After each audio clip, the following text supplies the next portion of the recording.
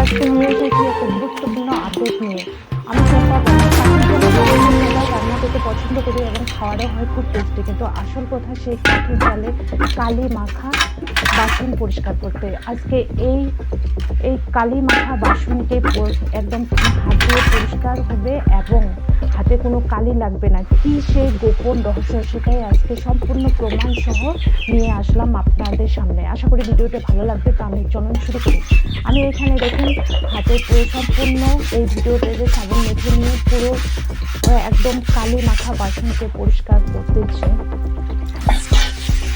সম্পূর্ণ একটা বাসন যেটা সম্পূর্ণ কালি মাখা কাঠের জালে রান্না করা, এটাকে একদম নিজে হাত দিয়ে পরিষ্কার করে এইভাবে বাসনটাকে পরিষ্কার করতেছি। কিন্তু লাস্ট পর্যন্ত দেখবেন তবু হাতে কোনো কালি থাকে না। বাসনের সঙ্গে সঙ্গে ধোয়ার সঙ্গে সঙ্গে হাতে পরিষ্কার হবে। এই ভিডিওটা এই জন্য আমি শেয়ার করলাম, কেন কি আমি সবসময় এইভাবে বাসন পরিষ্কার করি এবং আমার হাত কোনো ক্ষতি হয় না। কাঠের জলে রান্না করলে এটাই প্রথম সমস্যা হয় যে হাত সাবান দিয়ে ধোয়ার পরে অনেকগুলো কালি লাগে।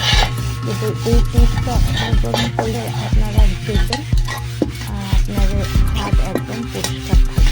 প্রথমে বাসন মাজার আগে আরেকবার আমি বলে দিচ্ছি, ভালো করে সাবান আগে হাতে লাগিয়ে তারপরে বাসন মাজি।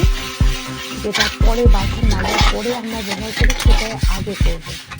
তাহলে দেখবেন এখানে আমার দেখুন হাতে কালি লাগছে। এখন এই যে জল দিয়ে ধুয়ে এটা পরিষ্কার হয়ে যাচ্ছে। তার সঙ্গে সঙ্গে দেখুন এই যে একবারে প্রথমবার আর পরের বার যদি সাবান দিয়ে ধোয়া যায় তাহলে একবারে পরিষ্কার হবে। আমি একবারই দেখুন এখানে সাবান লাগাই তাহলে পরিষ্কার হয়ে যাচ্ছে।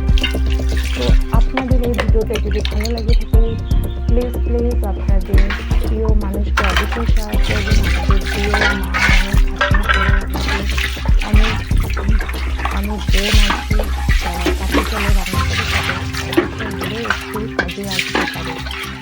তাহলে আজকে এই পর্যন্ত, দেখা হচ্ছে পরবর্তী ভিডিওতে।